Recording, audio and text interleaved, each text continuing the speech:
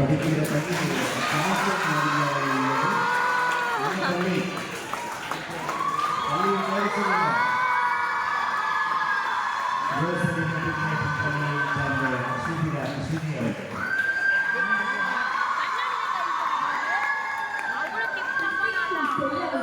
செல்லத்தின் மேலான முத்துக்கணியே என் முத்தமிழே குலத்திலும் மறக்கவில்லை.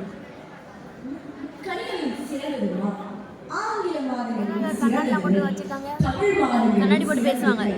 மூன்றையும் சேர்த்து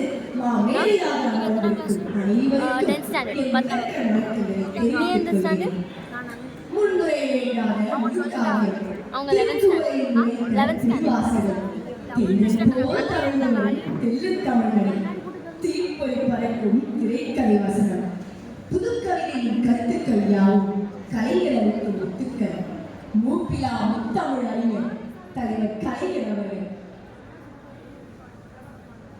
என் உயிரிலும் மேலான அன்பு உடற்பிறப்புகளே,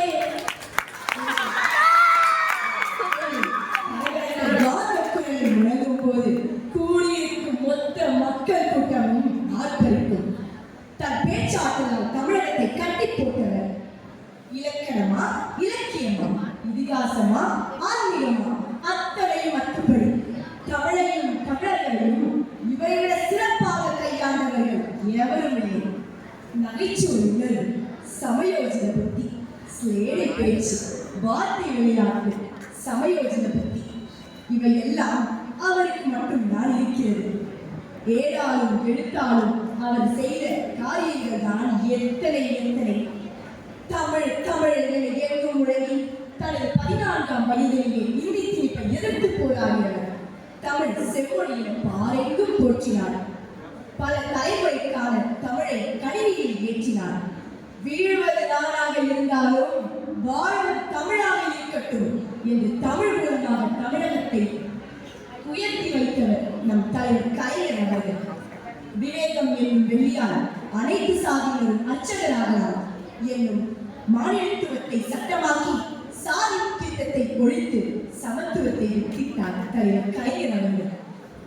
ஏழை மாணவர்களுக்கு கல்வி என்பது எட்டாக்கல்யால் இருப்பதை உணர்ந்த கலைஞர் அவர்கள் அவர்களுக்கு இலவச கல்வியை வழங்கினார். அனைவருக்கும் சமச்சீரான கல்வியை வழங்கி சமூகத்தை நிறுத்தினார். அம்பேத்கர் பெயரில் கல்லூரியும் பல்கலைக்கழகமும், கால்நடை மருத்துவமனை பல்கலைக்கழகம், அண்ணா நூற்றாண்டு நூலகம், திருச்சி பாவையின் வாதிராசன் பல்கலைக்கழகம் என கல்விக்கு களம் கண்ட கலைஞர்கள் காமராசரின் அடுத்த வாரிசு என்றால் மிகையாகாது. இன்று சென்னை ஆசியாவின் டெட்ராய்ட் என அறியப்படுவதால் பெருமிதம் கொள்கிறது இந்தியா. ஆனால் அதற்கு அன்றே திட்டவர் தலைவர் கலைஞர் அவர்கள். சிறுகாட்டியும் தொழில் இதை ஆரம்பித்து தொழில்துறையில் தமிழகம் சிறந்த நிலைக்கு காரணமாக இருந்தார். ஒன்று சொல்லி முடித்துக் கொள்கிறேன். தமிழ் இருக்கும் வரை அவர் புகழ் இருக்கும், தமிழர் இருக்கும் வரை அவர் பெயர் நிலைக்கும் என்று கூறி விடைபெறுகிறேன். நன்றி, வணக்கம்.